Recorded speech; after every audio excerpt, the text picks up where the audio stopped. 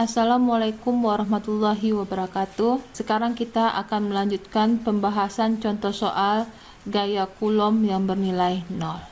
Bagaimana kita menentukan letak muatan ketiga yang gaya Coulombnya bernilai 0?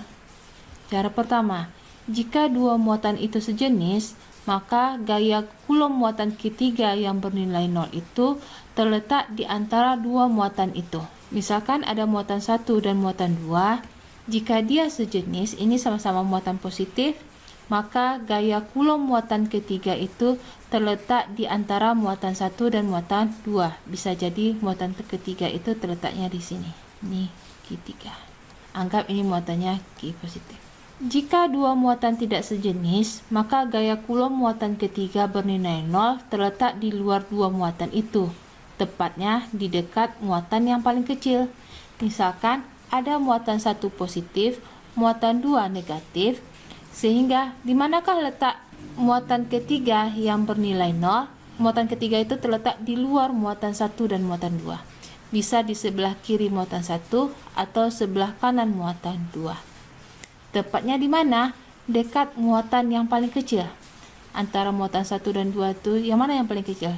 Kalau muatan 2 yang paling kecil, berarti muatan ketiga itu terletak di sebelah kanan muatan Q2. Nah, untuk lebih pahamnya, mari kita lihat contoh soal ini. Perhatikan gambar berikut. Jika muatan positif Q terletak di antara A dan B, di mana muatan positif Q harus diletakkan sehingga gaya Coulomb yang dialaminya adalah 0. Ini soal UN tahun 2009. Kita lihat muatannya. A dan B. Muatan A nilainya Q, muatan B nilainya 4Q. Berarti sama-sama positif. Kalau positif atau sejenis, maka gaya Coulomb bernilai 0 itu terletak di antara muatan A dan muatan B. Kita anggap ini ada muatan C yang nilainya adalah positif. Jumlah gaya pada titik C itu adalah 0. Langkah pertama yang kita lakukan, tetap menentukan kemanakah arah pada muatan C ini. Muatan C dengan A. C muatan positif, A muatannya juga positif, berarti sejenis, maka terjadilah gaya tolak menolak. Kemana arahnya? Menjauhi muatan A, sehingga ini FCA. B dengan C sama-sama positif, berarti sejenis. Kalau sejenis terjadi gaya tolak menolak, sehingga muatan C ini akan ditolak oleh muatan B yang arahnya menjauhi muatan B. Ini FCB. Kita masukkan ke persamaan kita. Jumlah gaya di titik C sama dengan 0. Apa saja gaya pada titik C?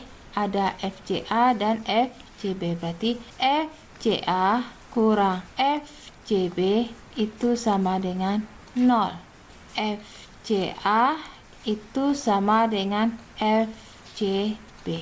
Apa rumus F? Kakiku retak K, Q-C, Q-A per R-C-A kuadrat.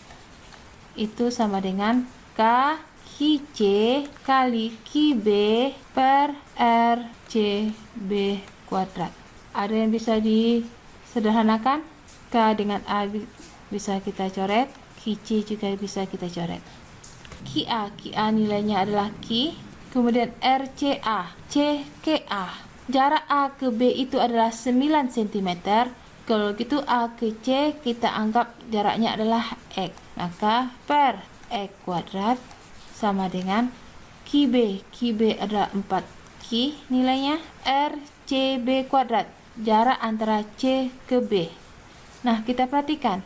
Kalau jarak A ke B itu adalah 9 cm, kemudian jarak A ke C itu adalah X, maka berapakah jarak C ke B? Itu 9 kurang X. Itu RCB, sehingga 9 kurang X dikuadratkan. Nah, kita kelompokkan Q sama Q, X sama X. Berarti Q per 4Q itu sama dengan X per 9 kurang X. Kita gabungkan saja kuadratnya. Ada yang bisa kita sederhanakan? Q dengan Q bisa kita sederhanakan, sehingga tinggallah 1/4. 1/4 sama dengan X per 9 kurang X. Kita hilangkan kuadratnya. Maka apa yang kita lakukan?